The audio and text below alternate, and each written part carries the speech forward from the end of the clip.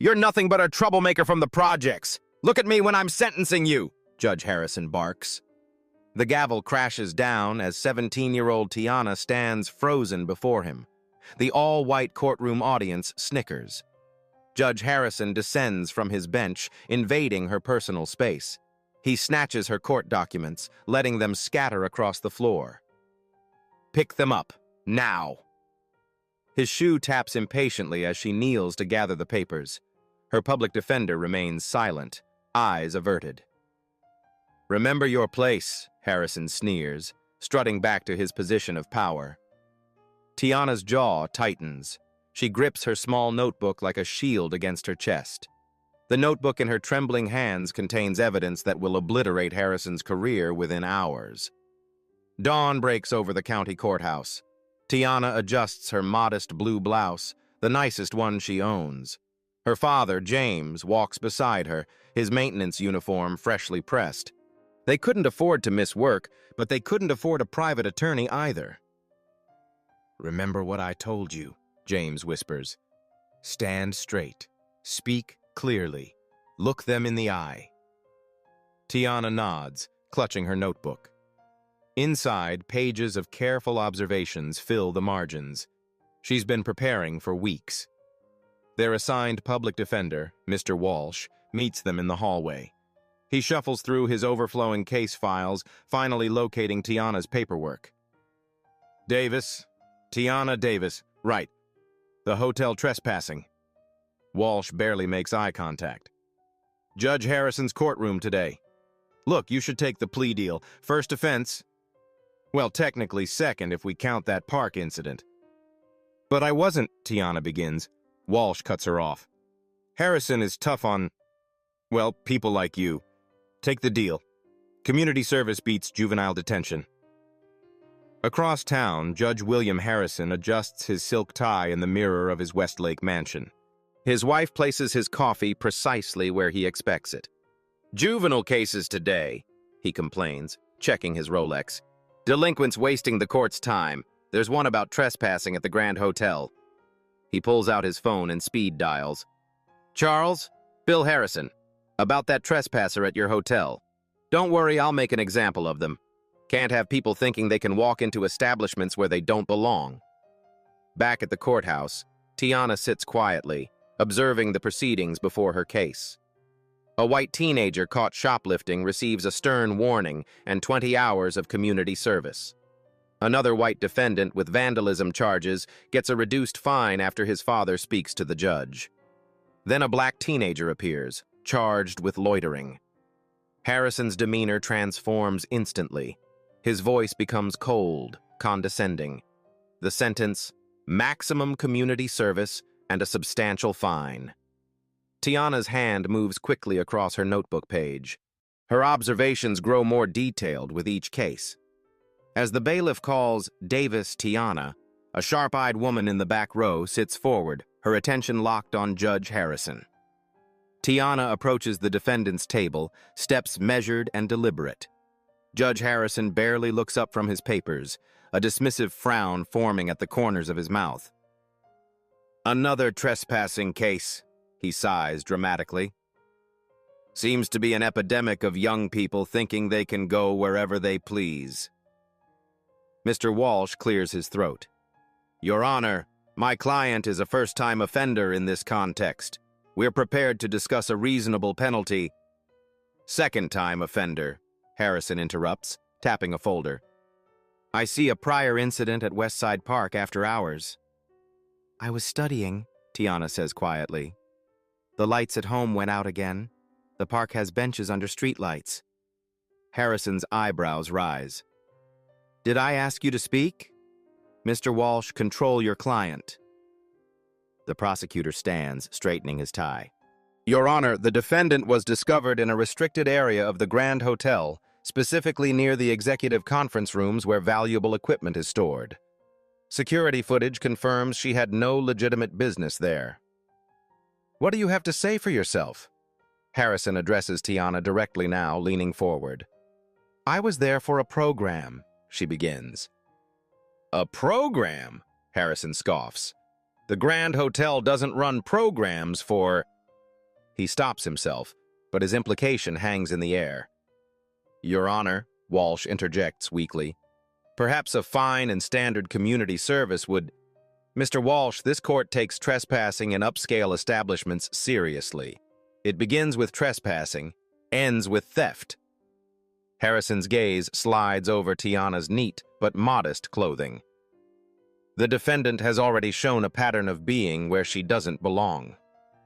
Tiana's father shifts in his seat, knuckles white against his knees. A court officer steps slightly closer to him in warning. Throughout the exchange, Tiana writes in her notebook, her pen moving steadily across the page. Harrison notices. "What are you writing?" he demands suddenly. Tiana looks up, startled. "Just notes, Your Honor." "Hand it over." Harrison extends his palm. "This is my courtroom, not your classroom." Tiana hesitates, then slowly passes her notebook forward. The bailiff takes it to Harrison, who flips through the pages with growing irritation. Harrison's mocking smile falters when he sees detailed documentation of his courtroom patterns, complete with dates, quotes, and statistical notations. Harrison's face tightens momentarily before his practiced judicial mask returns. He snaps the notebook shut and tosses it back toward Tiana with exaggerated disdain. "Quite the little researcher, aren't we?" he sneers. "Taking notes won't change the facts of your case." He leans back, fingers steepled beneath his chin. "I've decided that a standard community service arrangement is insufficient here. Ms. Davis clearly has an attitude problem that needs addressing." Walsh starts to object, but Harrison silences him with a raised hand. "Stand up, Ms. Davis," Harrison commands. "Come to the center of the courtroom." Tiana rises slowly, uncertainty in every movement. The courtroom watches as she steps forward, standing alone on the cold marble floor. "Now," Harrison continues, satisfaction creeping into his voice, "I want you to explain to everyone present why you thought you belonged in a five-star hotel like the Grand. What possible legitimate reason could you have?" "I was invited to—" Tiana begins. "Speak up," Harrison barks. "The court reporter can't hear your mumbling." Tiana swallows hard. "I was invited to participate in a program." "A program," Harrison repeats, drawing out each syllable for the audience's benefit. "And who exactly invited you to this mysterious program?" "The National Merit Scholarship." Harrison laughs, cutting her off. "The National Merit Scholarship Program doesn't meet in hotel conference rooms. They meet in schools, universities." He addresses the courtroom directly. "Creative. I'll give her that." Whispers ripple through the spectators. Tiana stands perfectly still, her face a careful mask hiding the humiliation burning beneath. "Turn around, Ms. Davis," Harrison instructs. "Let everyone see your idea of appropriate courtroom attire." Tiana hesitates. "That wasn't a suggestion," Harrison snaps. She turns slowly in a circle, her simple blue blouse and dark skirt modest and clean, if not expensive. "Your Honor," Walsh finally speaks up, "this is highly irregular and potentially—" "Mr. Walsh, are you questioning my methods?" Harrison's voice drops dangerously. "Because I can hold you in contempt as easily as your client." Walsh subsides immediately. Harrison lifts his phone. "I have Charles Whitfield, owner of the Grand Hotel, on the line." "Mr. Whitfield, was there any educational program scheduled in your conference rooms on Tuesday afternoon?" A tinny voice responds through the speaker. "Absolutely not, Your Honor. Our conference center is exclusively for business clients and hotel events. Security reported the young woman near our Platinum Suite, where we keep valuable equipment." Throughout this exchange, the woman in the back row continues observing, her tablet now recording every word. Two well-dressed individuals slip in beside her, conferring in hushed tones. Tiana stands alone in the center of the courtroom, back straight despite the public humiliation. A single tear threatens at the corner of her eye, but she blinks it back fiercely. "Thank you, Mr. Whitfield," Harrison concludes the call. "The court appreciates your time." He turns his attention back to Tiana. Still maintain you were there for a program? Yes, Your Honor, she answers, voice steadier than before. Defiant to the end, Harrison sighs theatrically. Tiana's phone buzzes in her pocket. She doesn't reach for it. The screen flashes briefly with a message. Hold steady, justice incoming. You're not alone. Court will recess for 15 minutes, Harrison announces abruptly. Ms. Davis, don't leave the building. We're not finished with your case. The bailiff calls for all to rise as Harrison exits. The moment he's gone, whispers erupt throughout the courtroom. Tiana returns to her seat, face carefully composed despite the humiliation still burning in her chest. I need to use the restroom, she whispers to her father. James nods, concern etched in every line of his face. You're handling this with more strength than I could, he says softly. I'm proud of you. Tiana slips away, finding refuge in the courthouse bathroom. Only there, in a locked stall, does she allow herself a moment of vulnerability. Silent tears stream down her face as she grips the edge of the sink, knuckles white with tension. She splashes cold water on her face, erasing the evidence of her tears. The bathroom door swings open. Tiana straightens, composing herself. A black woman in her 40s enters, dressed in an impeccable charcoal suit. She's the same woman who was watching from the back row. Tiana Davis? She asks, voice low and confident. Tiana tenses. Yes? Dr. Olivia Bennett, Educational Director for the National Merit Scholarship Program. She extends a business card with the organization's embossed logo. I believe we had an appointment at the Grand Hotel that was interrupted. Recognition flashes across Tiana's face. Dr. Bennett? But the hotel owner said, Charles Whitfield doesn't personally manage conference bookings, Bennett explains. Our event was arranged through their corporate office, not the local management. We booked the same space quarterly through their diversity initiative program. She leans against the counter. I must apologize for not intervening sooner. When you didn't arrive for your interview, we investigated. What I've witnessed today is disturbing, but not, unfortunately, surprising.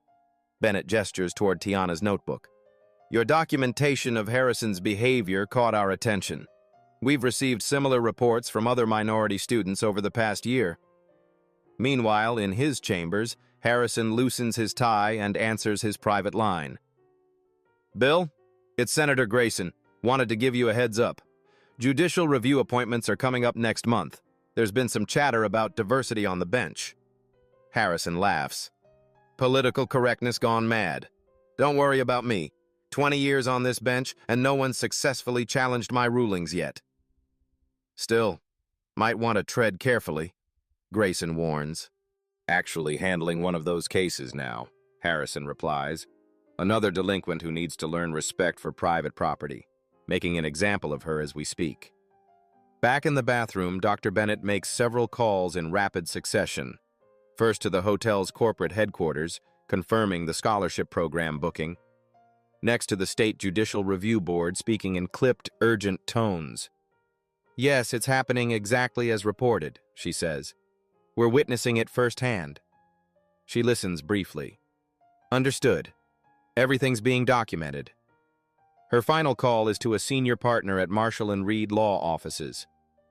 Thomas, Olivia Bennett, we need that pro bono representation we discussed. Today. Right now, actually. She turns to Tiana. We've been building a case against Harrison for months. Your detailed notes provided exactly the pattern evidence we needed, but we required clear documentation of his behavior in court. The bathroom door opens again. James enters cautiously. Tiana, are you okay? Dr. Bennett introduces herself, quickly outlining the situation. Mr. Davis, your daughter was legitimately at that hotel for a scholarship interview. Judge Harrison's treatment of her today is part of a documented pattern of discriminatory behavior from the bench. James's expression shifts from confusion to determination. What do we do? Return to the courtroom. Tiana needs to remain composed no matter what Harrison says or does. The truth will come out, but timing is crucial. Tiana takes a deep breath. I can do this. As they prepare to return, Tiana notices the badge clipped to the lanyard of Bennett's colleague who has just joined them. The insignia reads, Governor's Ethics Commission, Special Investigation Unit. The woman catches Tiana's eye and taps her tablet deliberately, confirming that every word, every action in that courtroom is being recorded. Court resumes with a sharp bang of Harrison's gavel. His mood appears to have darkened during the recess, his mouth set in a tight line as Tiana returns to her place at the defendant's table. After consideration, Harrison announces without preamble, I've determined an appropriate penalty for Ms. Davis's offense and continued dishonesty. He shuffles papers for dramatic effect. The defendant will write a public apology to be published in the county newspaper, acknowledging her trespassing and dishonesty before this court. Additionally, she will complete 200 hours of community service. A ripple of surprise passes through the courtroom at the unusually harsh sentence. Furthermore, Harrison continues, satisfaction evident in his tone, that community service will be performed at the Grand Hotel itself. Perhaps cleaning bathrooms will teach a more lasting lesson about respecting private property than empty words could. Walsh shifts uncomfortably. Your Honor, that seems excessive for a first-time. Second offense, Harrison corrects sharply, and given the defendant's attitude, I believe it's entirely appropriate. Do you wish to object formally, Mr. Walsh? Perhaps risk a contempt citation yourself? Walsh deflates visibly. No, Your Honor. Very well, then. Objection. The word cuts through the courtroom. All heads turn as a tall man in an expensive suit rises from the back row and strides forward. Thomas Reynolds, Your Honor, Marshall and Reed Law Offices. I'll be taking over Ms. Davis's defense, effective immediately. Harrison's face flushes. This is highly irregular, Mr. Reynolds. We're in the middle of sentencing. Which is precisely why I'm intervening now, Reynolds replies smoothly, placing his credentials before the court. My motion to substitute as counsel has already been filed with the clerk. Since no formal sentence has been entered into the record, we're well within procedural bounds. Harrison examines this paperwork, searching for any technicality to refuse it. Finding none, he nods curtly. Fine. Mr. Walsh, you're excused. Walsh gathers his papers, relief evident as he retreats. Reynolds wastes no time. Your Honor, the defense moves that all charges against Ms. Davis be dismissed immediately due to lack of evidence and improper procedure. Denied, Harrison snaps. Then I must inquire, Reynolds continues calmly, why Ms. Davis's case is receiving such unusual treatment compared to similar cases heard earlier today. Harrison's knuckles whiten around his gavel. Each case is unique, Counselor. Indeed, Reynolds agrees, producing a folder, which is why I've taken the liberty of reviewing your court records for the past 6 months. There appears to be a statistical anomaly in sentencing patterns based on defendant characteristics. Are you accusing this court of impropriety? Harrison's voice rises dangerously. I'm simply entering facts into the record, Your Honor, Reynolds replies. More observers enter the courtroom quietly, some taking notes, others watching Harrison intently. I'll hold you in contempt, Harrison threatens. Your Honor, Reynolds says with unruffled calm, I request that the court record reflect your hostility toward the defense's legitimate inquiry. Would you like to explain, Reynolds asks softly, why the defendant's legitimate reason for being at the hotel wasn't verified before this proceeding began? Harrison straightens in his chair, jaw working beneath flushed skin. The courtroom falls silent, spectators leaning forward in anticipation. The owner of the Grand Hotel verified no such program existed, Harrison states flatly. His word is sufficient for this court. Is it? Reynolds removes a document from his briefcase. I submit as evidence confirmation from the Grand Hotel's corporate events office, documenting that the National Merit Scholarship Program reserved the Oakwood Conference Room from 2 o'clock to 5 o'clock p.m. on the date in question. He approaches the bench, offering the document. Harrison takes it reluctantly, eyes scanning the official letterhead. Furthermore, Reynolds continues, Ms. Davis was there by specific invitation, as evidenced by this email from Dr. Olivia Bennett, Educational Director of the program. The prosecutor rises hesitantly. Your Honor, the state wasn't provided with this evidence. Because no one bothered to investigate, Reynolds responds.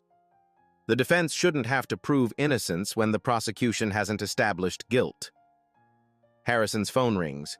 He answers it on speaker, maintaining the pretense of judicial authority.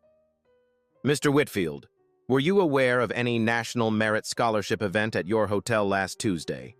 Whitfield's voice sounds less certain now. I don't personally handle all bookings, Your Honor. The corporate office sometimes arranges events without my direct involvement. So you testified earlier without complete knowledge? Reynolds interjects. Objection, the prosecutor calls out. Sustained, Harrison says quickly. Mr. Reynolds, you will not interrogate witnesses without permission. More officials enter the courtroom. A woman with a State Bar Association badge takes a seat in the front row, notebook open. Harrison notices the growing audience, sweat beading at his temples despite the courtroom's air conditioning. He tugs at his collar, attempting to regain control of the proceedings that are rapidly slipping away. The court will take these new documents under advisement, Harrison announces.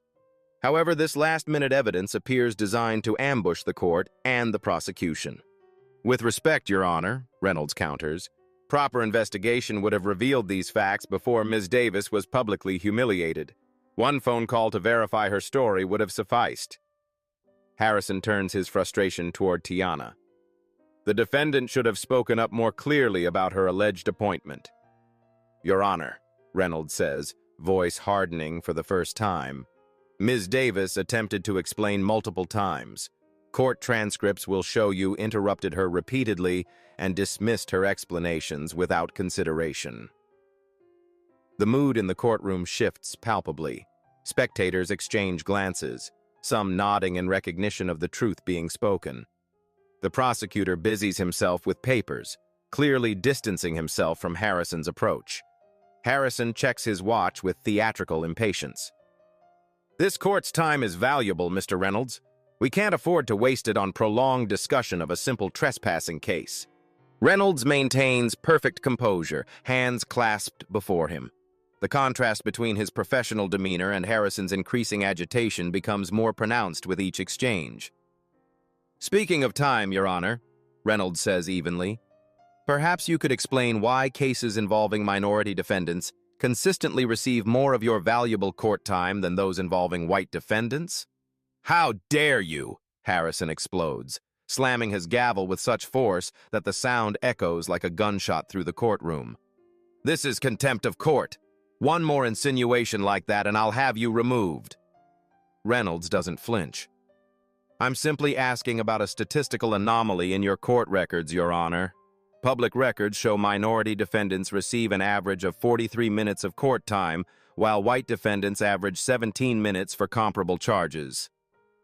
Clear the courtroom, Harrison shouts, face mottled with rage. Everyone but essential personnel out! No one moves. The bailiff shifts uncomfortably, looking between Harrison and the growing number of official observers. Reynolds remains unruffled. I'd like to call Dr. Olivia Bennett to provide context regarding Ms. Davis's presence at the Grand Hotel. Before Harrison can object, Dr. Bennett approaches the witness stand. After being sworn in, she sits with perfect posture, credentials displayed prominently on the lanyard around her neck. Dr. Bennett, Reynolds begins, please explain the National Merit Scholarship Program, and specifically why Tiana Davis was at the Grand Hotel. The National Merit Scholarship Program identifies exceptional students from underrepresented communities, Bennett explains. Tiana Davis came to our attention through her extraordinary academic achievements despite limited resources. She maintains a 4.0 GPA while working part-time and volunteering at her community library, Harrison interrupts. This character testimony is irrelevant to the trespassing charge. It speaks directly to motive, Your Honor, Reynolds counters. Ms. Davis had legitimate business at that location, which negates the essential element of the trespassing charge. Bennett continues, we conduct interviews at the Grand Hotel specifically because it provides a professional, neutral environment for evaluations. Candidates come from multiple districts. Harrison leans forward. Why not meet at a school or public library? Why a luxury hotel? We want our candidates to feel valued, Bennett replies evenly. Many come from neighborhoods where professional environments are limited. The hotel partnership demonstrates our commitment to treating these scholars with the same respect afforded to business executives. The prosecutor, sensing the shifting tide, stands. Your Honor, in light of this new evidence, the state requests time to investigate these claims before proceeding. Harrison ignores him, fixating instead on Tiana, who sits with quiet dignity, her notebook open on the table before her. She continues to write, documenting every word of the proceedings. Ms. Davis, Harrison snaps, I've had enough of your note-taking. Hand over that notebook immediately. Reynolds stands. Objection, Your Honor. Those notes constitute private attorney-client communications and work product. Harrison's patience shatters. I want to see what she's writing about my courtroom. The admission hangs in the air, revealing Harrison's true concern. Not justice, but his reputation. Tiana looks up, meeting Harrison's gaze directly for the first time. The room falls silent, tension stretching between them like a wire about to snap. Actually, Tiana says, her voice clear and steady, I'm happy to explain exactly what I've been documenting, if you're prepared for everyone to hear it. The silence in the courtroom deepens. Harrison's momentary satisfaction at Tiana's apparent surrender quickly fades as he registers the confidence in her voice. Proceed, he says, caution creeping into his tone. Tiana rises, standing straight-backed before the court. Gone is the intimidated teenager from earlier.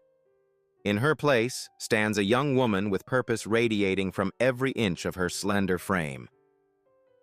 For the past 7 months, she begins, I've been tracking judicial misconduct across multiple courtrooms for a student research project on equal justice in our county's legal system. She opens her notebook, revealing meticulous charts, graphs, and dated entries. What began as a school assignment evolved when I noticed disturbing patterns. Defendants of color consistently receive harsher sentences than white defendants for identical charges. Dismissal rates for white defendants are 78% higher. Court-appointed attorneys for minority defendants are given an average of 4.3 minutes to consult before proceedings, while attorneys for white defendants average 12.7 minutes. Harrison attempts to interrupt, but Reynolds raises his hand. Your Honor, you specifically requested that Ms. Davis explain her documentation. Please allow her to finish. Tiana continues, her voice growing stronger. I tracked 137 cases across 3 county courtrooms, including 42 in this courtroom specifically. The data shows systemic disparities that cannot be explained by case differences alone. She turns a page in her notebook. Judge Harrison, in your courtroom specifically, black defendants receive sentences averaging 67% longer than white defendants for identical charges. You interrupt black defendants an average of 7.2 times per hearing, compared to 1.3 times for white defendants. Murmurs spread through the courtroom. Harrison pounds his gavel ineffectively. This is preposterous. The ramblings of a child with no understanding of the justice system. Dr. Bennett stands. Tiana Davis is not just any student, Your Honor. She's the youngest ever recipient of the State Youth Leadership Award, presented by Governor Chandler last year. Her research project on justice system disparities has been selected for national presentation at the Constitutional Rights Foundation's Youth Summit. Bennett approaches the bench, producing a folder. Her meeting at the Grand Hotel served 2 purposes: the scholarship interview and meeting with the hotel's corporate counsel about their community initiatives, which she's evaluating as potential models for judicial reform. The mysterious woman from the back row steps forward, badge prominently displayed. Director Samantha Williams, State Judicial Ethics Committee. Judge Harrison, we've been monitoring your courtroom after receiving multiple formal complaints about disparate treatment. Williams gestures to her colleagues. Our committee has reviewed Ms. Davis's preliminary findings and found them consistent with our own investigations. Her statistical methodology is remarkably sophisticated for someone her age. Harrison's face pales. This is an ambush. A setup. No, Your Honor, Williams replies calmly. This is accountability. Ms. Davis acted independently, but her documentation provides additional evidence for our ongoing investigation. Harrison attempts to regain control. None of this changes the fact that the defendant was trespassing at the Grand Hotel. Reynolds approaches with a tablet. Security footage from the Grand Hotel, Your Honor. It clearly shows Ms. Davis being escorted to the Oakwood conference room by hotel staff, exactly as she claimed. He plays the video. Tiana appears, presenting identification at the front desk. A staff member in a hotel uniform guides her toward the elevators. The timestamp matches exactly with the alleged trespassing incident. The trespassing allegation itself was false, Reynolds states firmly. Ms. Davis had permission to be on the premises, was there for legitimate business purposes, and was in an authorized area. Director Williams addresses the court directly. The Ethics Committee has been compiling evidence on Judge Harrison for months. We needed clear documentation of his behavior in court with multiple witnesses. Today's proceedings provided exactly that. Harrison looks around the courtroom, finally recognizing the trap that has closed around him. State officials line the back wall. Court reporters document every word. Several respected attorneys from major firms sit in observation. This is a witch hunt, he sputters. I've served on this bench for 20 years. Yes, Williams agrees. And during those 20 years, you've demonstrated a pattern of discriminatory behavior that undermines the fundamental principle of equal justice under law. She opens an official folder, extracting a document bearing the state seal. Judge William Harrison, by authority of the State Judicial Ethics Committee and the Supreme Court of this state, you are hereby suspended from the bench, effective immediately, pending a full investigation into judicial misconduct, abuse of power, and systematic discrimination in your courtroom. The gavel falls from Harrison's hand, hitting the bench with a dull thud that echoes through the suddenly silent courtroom. Within hours, the county courthouse transforms into a hive of urgent activity. In the main courtroom, Chief Judge Eleanor Michaels presides over an emergency hearing regarding Tiana's case. Her demeanor contrasts sharply with Harrison's, attentive, measured, and genuinely concerned. After reviewing the evidence, Judge Michaels announces, this court dismisses all charges against Tiana Davis with prejudice. The record will show these charges were without merit and improperly pursued. She looks directly at Tiana. Ms. Davis, on behalf of this court and our justice system, I extend a formal apology for your treatment today. What you experienced represents a failure of the principles we are sworn to uphold. Charles Whitfield, owner of the Grand Hotel, sits uncomfortably in the gallery. After the hearing, he approaches Tiana and her father. Ms. Davis, I want to personally apologize, he says, extending his hand. I spoke without full knowledge of the situation and contributed to this injustice. After learning about your research, I'd like to offer you an internship in our corporate social responsibility department. Your perspective would be invaluable. Across town at the Judicial Ethics Committee headquarters, Director Williams and her team begin the monumental task of reviewing Harrison's case history. Analysts pull digital records, while others compile physical documentation dating back years. The pattern is even clearer than we suspected, Williams tells her deputy, scrolling through a data visualization on her screen. Minority defendants received sentences averaging 60% longer than white defendants for identical charges. First-time white offenders received probation at 7 times the rate of minority offenders. A junior analyst enters with another report. Director, we've identified 23 cases with particularly egregious sentencing disparities. 3 defendants are still incarcerated despite circumstances nearly identical to white defendants who received probation. Williams nods grimly. Flag those for immediate review.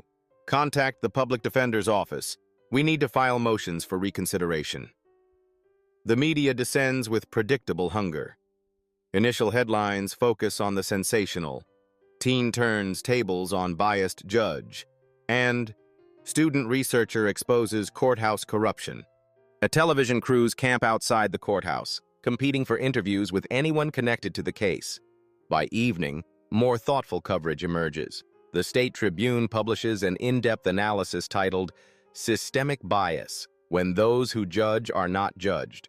Legal experts appear on news panels discussing the broader implications. What happened today represents both a failure and a success.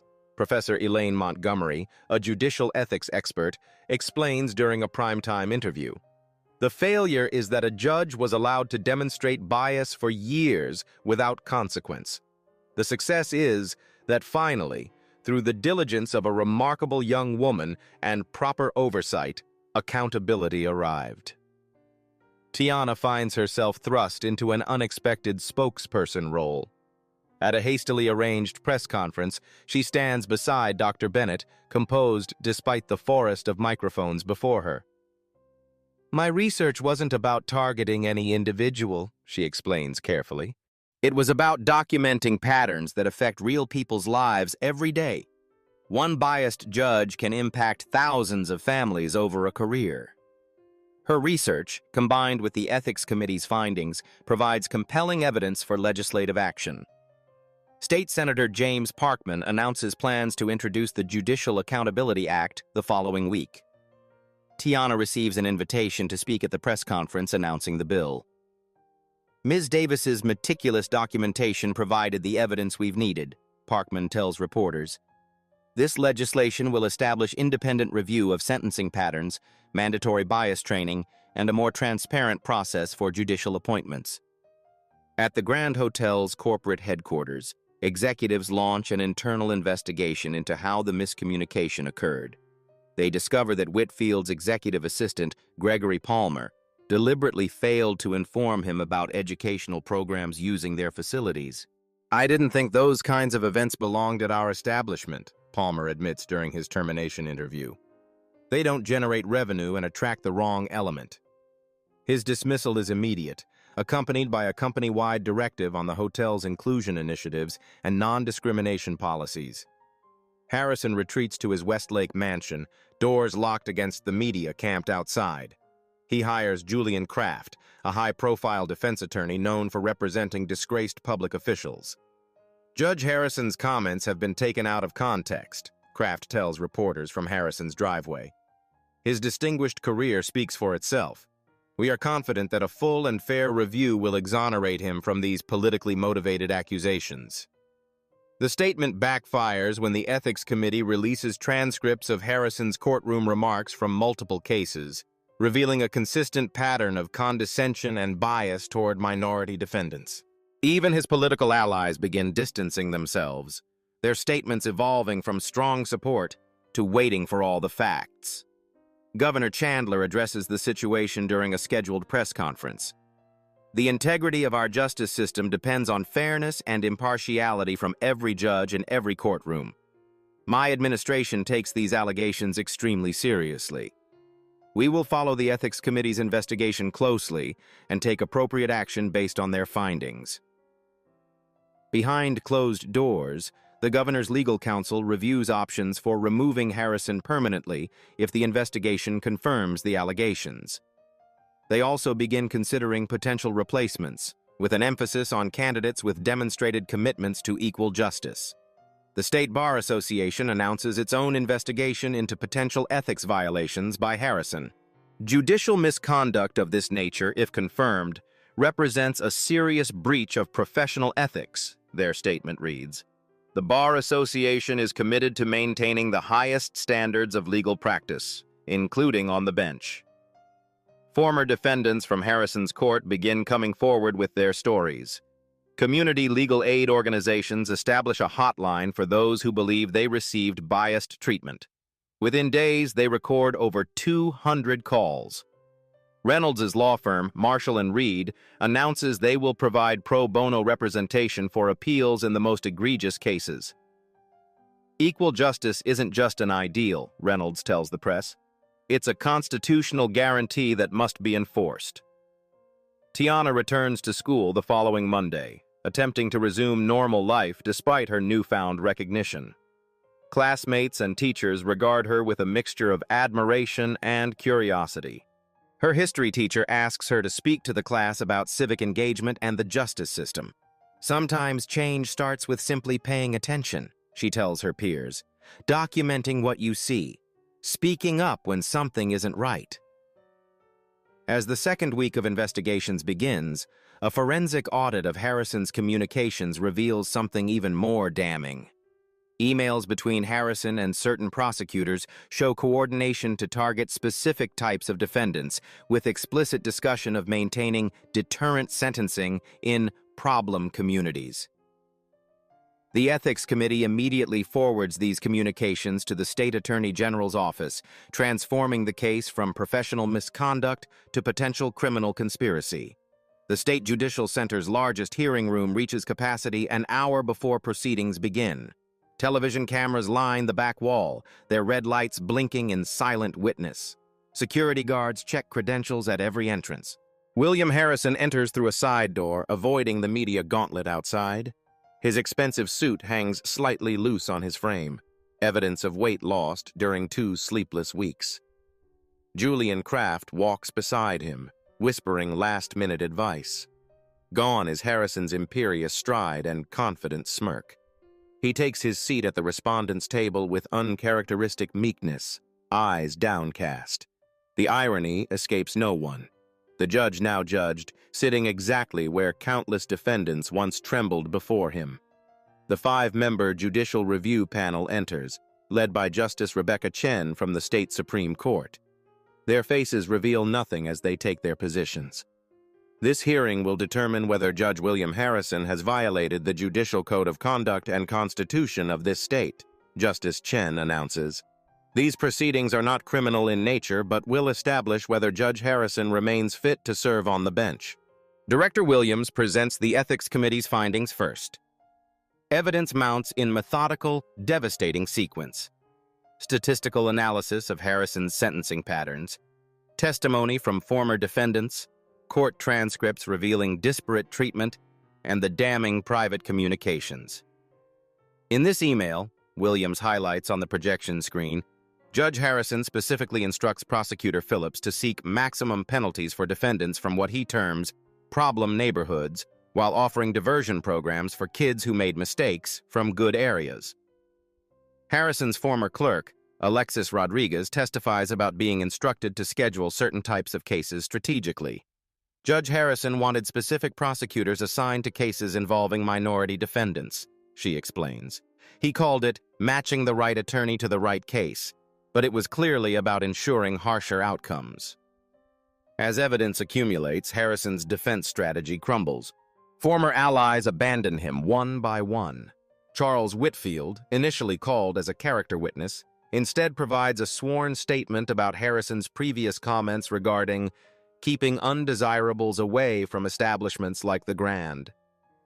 He told me during a golf game that strict sentencing was necessary to maintain property values and keep certain elements where they belong, Whitfield's statement reads. At the time, I didn't challenge these comments. That failure of moral courage is something I now deeply regret. Even more damaging, Assistant District Attorney Mark Phillips admits to feeling pressured by Harrison. There was an unspoken understanding, Phillips testifies. If you didn't pursue the sentences he wanted, your cases wouldn't be scheduled favorably. Young prosecutors who needed wins to advance their careers understood this clearly. As the second day of hearings concludes, Harrison requests permission to make a statement. Justice Chen grants his request, perhaps hoping for contrition. Harrison approaches the podium slowly.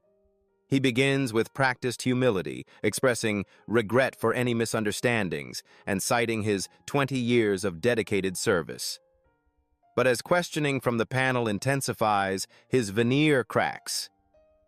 You don't understand the realities of maintaining order, he snaps when Justice Chen presses him about the email evidence. Someone has to make tough decisions to keep communities safe. And those tough decisions just happen to fall disproportionately on minority defendants? Justice Chen asks. Harrison's restraint finally shatters. Look at the statistics. Look at where the crime comes from. Someone needs to keep these communities in line or we all suffer. I was doing what needed to be done while the rest of you hide behind political correctness. A collective gasp ripples through the hearing room. Camera operators zoom in on Harrison's flushed face as he continues his tirade. You want to know the truth? Fine. Some people respond to second chances. Others only understand consequences. I gave each what they needed, and I make no apologies for it. The outburst confirms every allegation against him. Court reporters' fingers fly across keyboards, capturing every damning word. Within minutes, his statement trends across social media platforms, the unvarnished prejudice impossible to misinterpret. The panel deliberates for less than 2 hours before returning their unanimous decision. This panel finds that Judge William Harrison has egregiously violated the judicial code of conduct through demonstrated bias, abuse of power, and actions that have undermined public faith in our justice system, Justice Chen announces. We recommend his permanent removal from the bench and referral to the State Bar Association for disbarment proceedings. She continues, her voice firm. Additionally, we are referring our findings to the Attorney General's office for review of potential civil rights violations under state and federal law. Harrison sits motionless, the reality of his complete downfall finally sinking in. 20 years of power and prestige evaporated in 2 weeks. As Harrison shuffles from the hearing room in defeat, he freezes in the hallway. Tiana stands directly in his path, a documentary crew capturing the moment his eyes meet those of the young woman who catalyzed his downfall. 6 months pass, each bringing fresh waves of reform across the state's judicial landscape. The Harrison case, once headline news, has transformed into something more significant, a catalyst for systemic change. In the Capitol, Chief Justice Monroe addresses the annual judicial conference, hundreds of judges filling the auditorium. The integrity of our system depends not just on the letter of the law, but on its equal application, she declares. The Harrison case forced us to confront uncomfortable truths about implicit bias and institutional failure. The statewide audit of judicial conduct, launched in the wake of Harrison's removal, has identified 5 other judges with similar patterns of discriminatory sentencing. 2 resigned rather than face investigation. 3 others are contesting the findings, but their cases in court have been reassigned pending review. This isn't about punishing individual judges, explains Judicial Ethics Director Williams during a panel discussion at the State Bar Association. It's about healing a system that has lost the public's trust. Every biased ruling damages faith in justice itself. New requirements cascade through the system. All judges must now complete implicit bias training annually. Sentencing data is published quarterly, searchable by demographics to identify disparities. A citizen review panel adds community oversight to judicial appointments, ensuring diverse perspectives in evaluation. At the Grand Hotel, transformation takes a different form. The corporate headquarters has instituted comprehensive diversity and inclusion training for all staff. More significantly, they've established the Future Leaders Scholarship for underprivileged youth interested in hospitality management and business leadership. We're honored to have Ms. Davis serve as student advisor to our scholarship board, announces the hotel's new diversity officer during the program's launch. Her insight has been invaluable in creating opportunities that truly serve our community's needs. Tiana's research continues to expand, now supported by a grant from the State University's Department of Criminal Justice. She presents her findings at the National Conference on Judicial Reform, where her methodology is adopted as a model for community oversight of local courts. What makes Davis's approach so effective, explains Professor James Richardson, is that it provides quantifiable metrics for behaviors previously dismissed as subjective perception. When you can demonstrate that a judge interrupts minority defendants 400% more frequently than white defendants, bias becomes difficult to deny. The state legislature passes the Judicial Accountability Act with rare bipartisan support. Governor Chandler signs it in a ceremony where Tiana stands among the dignitaries.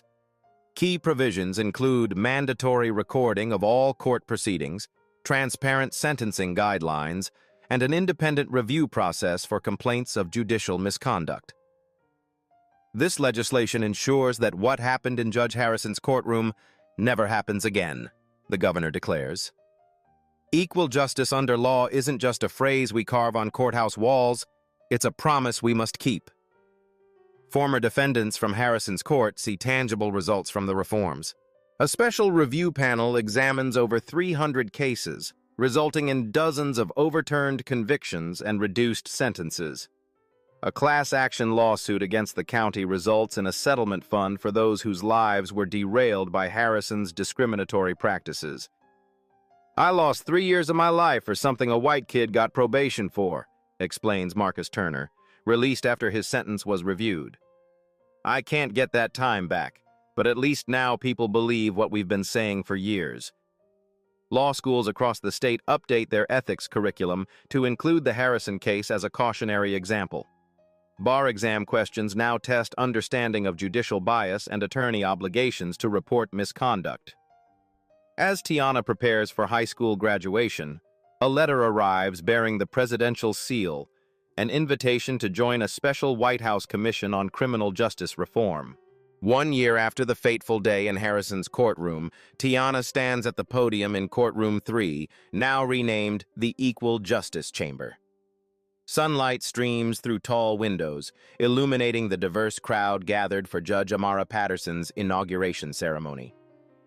"When I entered a courtroom last year," Tiana begins, "I couldn't have imagined standing here today. I simply wanted to document what I saw, to prove that the disparities in our justice system weren't just anecdotal, but measurable realities affecting real lives." Judge Patterson, a former public defender known for her commitment to fair treatment, smiles encouragingly from her position near the bench she will soon occupy. The wooden seat, once Harrison's throne of prejudice, has been replaced with a new design, slightly lower, facing the gallery directly rather than looming above it. "Justice isn't a concept that belongs to judges or lawyers," Tiana continues. "It belongs to all of us. And when it fails any of us, it fails all of us." Dr. Olivia Bennett approaches the podium after Tiana's speech, announcing an expansion of the National Merit Scholarship Program. "We've created a special track for students interested in legal and judicial reform," she explains. "Our first cohort includes young people from diverse backgrounds united by their passion for improving the system." The scholarship recipients stand for recognition, 20 students whose faces reflect the community's true diversity. Each wears a pin bearing the scales of justice, slightly tilted but in the process of rebalancing. The courthouse itself bears little resemblance to the intimidating institution of a year ago.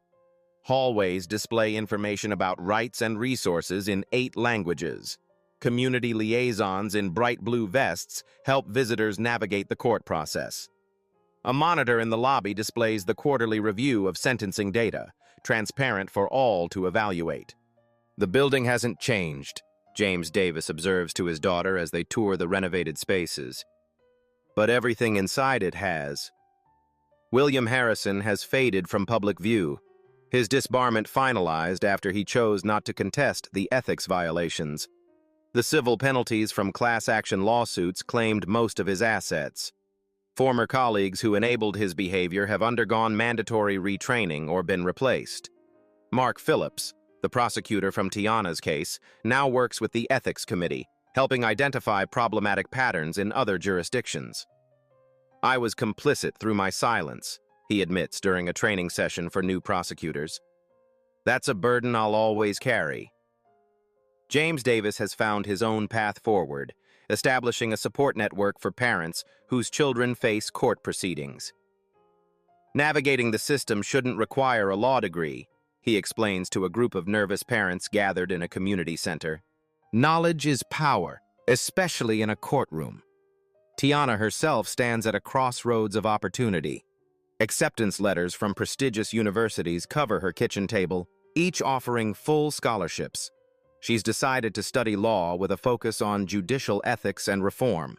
Her original notebook, containing the observations that catalyzed systemic change, has been requested by the State Historical Society for their Civil Rights Archive. In her final act before leaving for university, Tiana visits her high school, speaking to students in the same classroom where her research project began. "I never set out to take down a judge or become an activist," she tells the attentive teenagers. "I simply documented what I saw consistently and meticulously. I stood firm when it would have been easier to back down." She holds up a new notebook, identical to her original one. "This is still my most powerful tool. Not because it contains anything special, but because it represents a commitment to truth, no matter how uncomfortable."